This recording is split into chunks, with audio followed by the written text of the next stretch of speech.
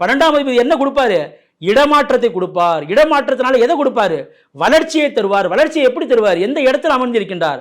9ஆம் என்கின்ற பாக்கியஸ்தானம். அந்த இடத்துல யாரோட இணைந்திருக்கின்றார்? தன பாக்கியாதிபதி என்று சொல்லக்கூடிய, தர்ம கர்மாதிபதி என்று சொல்லக்கூடிய புதனோடு இணைந்திருக்கின்றார். அந்த சூரியன் புதன் சுக்கிரனுடைய தொடர்பை பெறும்போது அரசியலில் மிகப்பெரிய ஒரு ஏற்றத்தை திரு அண்ணாமலை ஐயா அவருடைய ஜாதகத்துல அவர் பெற இருக்கின்றார் அப்படின்னு சொல்லலாம்.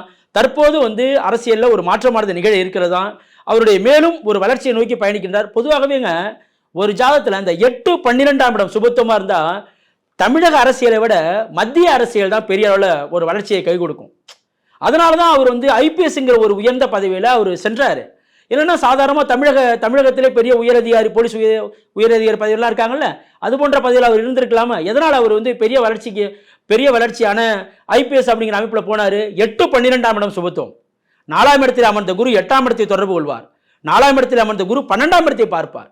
அதே பாயிண்ட் தான். தமிழகத்தை விட அவர் சென்ட்ரல் கவர்மெண்ட்லாம் பெரிய ஒரு தற்போது இருக்கின்ற பிஜேபி மிக முக்கியமான அரசியல் தலைவர்கள்லாம் சொல்கிறோமே, திரு மோடிஜி ஐயா, திரு அமித்ஷாஜி ஐயா, திரு ராஜ்நாத் சிங் ஐயா, பெரிய உயர்ந்த தலைவர்களாக இருக்கலாம். அந்த வரிசையில் ஒரு உயரத்தை காணக்கூடிய ஒரு அமைப்பானது திரு அண்ணாமலை ஐயா அவருடைய ஜாதகத்தில் வலிமையாக இருக்கின்றது. அதை தருவது மிகப்பெரிய ஒரு யோகமான அமைப்பு தரப்போகுது. எந்த தசை தரப்போகுது? சூரிய பகவானின் தசை தரப்போகின்றது. அடுத்து பாருங்க, லக்னத்திற்கு 11ஆம் இடம் லாபஸ்தானத்திலே அமர்ந்த சந்திரன். 11ஆம் இடம், 11ஆம் அதிபதி 11ஆம் இடத்திலே வளர்பிறை சந்திரனாக ஆட்சி பெற்ற நிலையில் இருக்காரு. அப்ப அந்த சந்திர திசை அடுத்து வரப்போகுது. செவ்வாய் 2ஆம் இடத்திலே இருக்கின்றார். அவருடைய பேச்சை பார்த்தீங்களா? டக்கு டக்கு டக்கு டக்குன்னு எல்லாமே வீரியமா இருக்கு பாருங்க பேச்சு. எதனால அந்த அளவுக்கு ஒரு பேச்சு வீரியமா இருக்கு? இந்த 2ஆம் இடம் தான் வாக்குஸ்தானம். தனம், குடும்பம், வாக்குன்னு சொல்லுவோம். அந்த இடத்துல 2 கிரகம் இருக்கு. எந்த கிரகம்? ரெண்டுமே பெரிய ஒரு வீரியத்தை தரக்கூடிய கிரகம். செவ்வாய், சனி. சனி உச்சமா இருக்காரு பாருங்க. அதனாலதான் அவருடைய பேச்சு படபடன்னு ஒரு வீரியத்தன்மை வாய்ந்ததா இருக்கு. பாத்தீங்களா? தமிழக அரசியல்ல திரு அண்ணாமலை ஐயா அவர்கள் வந்ததுக்கு பிறகு வாக்கு சதவீதம் அதிகரிச்சிருக்கு. வளர்ச்சி, மிகப்பெரிய வளர்ச்சியை அடைஞ்சிருக்கு அப்படிங்கிறது யாராலையும் மறுக்க முடியாது. அதற்கு காரணம் என்னங்க?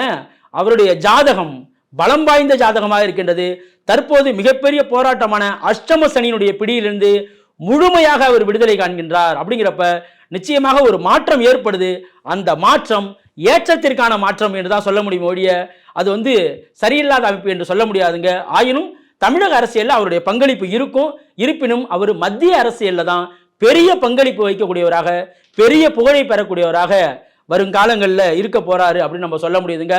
மற்ற அரசியல் தலைவர்களில், அதாவது பிஜேபியில் இருக்கிற அடுத்த கட்ட தலைவர்களில் நிச்சயமாக யாராவது ஒருத்தவங்க தலைவராக வரதான் போறாங்க.